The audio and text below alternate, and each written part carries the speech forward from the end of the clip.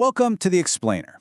Today, we're going to piece together a portrait of a really unique American town. And we're not going to do it with a history book, but with a snapshot of what life is like there, right now, told through its own news and local announcements.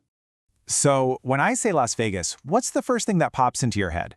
For just about everyone, it's all about the neon lights, the casinos, and that sprawling Mojave Desert.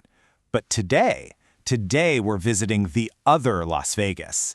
Yep, we're in New Mexico, in a town founded almost 70 years earlier.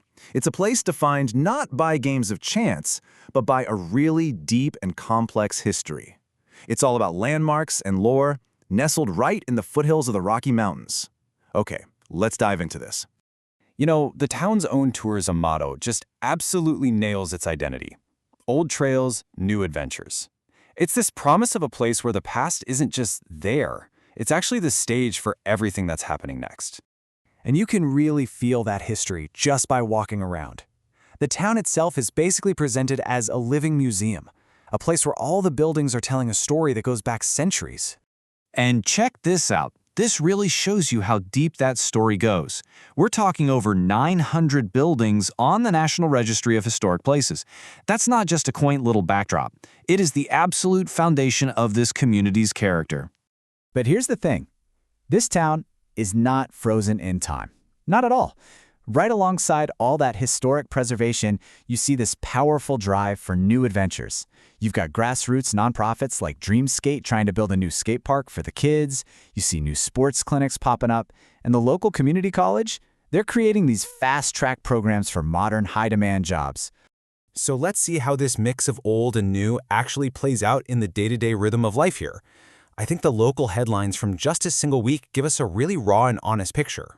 Now, what's really striking about this is the incredible contrast, right? On the one hand, you have the totally normal, mundane stuff of running a city, street closures for drainage, trimming trees in the park, the public pool needing repairs, and then on the very same day, the local paper is reporting on two tragic and completely unrelated homicides. Look, this is the unfiltered reality of community life anywhere, isn't it? The ordinary, essential work of keeping a town going continues, even as that same community is dealing with profound challenges and tragedy. It's all happening at the same time. So, you might be wondering, okay, with all this history, this growth, and these serious challenges, how does the community actually organize itself? How do people respond and try to shape their own future? Well, we see it happening right at the grassroots level. This effort to build a skate park, it's not just some vague idea. It's a structured civic process. A group of citizens saw a need, they formed a nonprofit, they're out there raising money, and they're using surveys to show the city council that people actually want this. It's a perfect example of community action. And then you also see it happening at the institutional level. Luna Community College isn't just handing out general degrees. No, they're actively creating these workforce development programs. Basically, they're targeting the specific jobs the local economy needs right now and offering fast training for careers like welding and dental assisting. It's a super direct, practical response to the town's reality. But of course, progress doesn't happen without some friction and a whole lot of debate. The local paper, the Las Vegas Optic, it also features opinion pieces with headlines like this one. And this shows there's a really vigorous and sometimes critical public conversation happening about the best way forward for the town's economy. So this brings us to the really crucial point. When you put all these different pieces together, the opportunities, the obstacles, what does the immediate future actually look like? This table really sums up the whole balancing act. It feels like for every challenge, there's a corresponding step forward. A setback on federal mining protections is met with new statewide fire restrictions.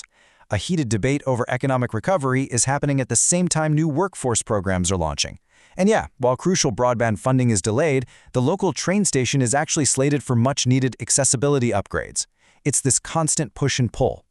So, the real takeaway here is that you just can't define Las Vegas, New Mexico with a single headline, whether it's good or bad. Its true identity, its real story, lies in the sum of all of its contrasts: the historic preservation and the modern development, the daily routines and the sudden crises, the grassroots action and the big institutional debates. And that's the question this town is answering every single day. As we've seen, that answer isn't something you'll find in an old book. It's being written right now, in the local headlines, in the community meetings, and in the daily lives of its people. Thanks for digging into this with me.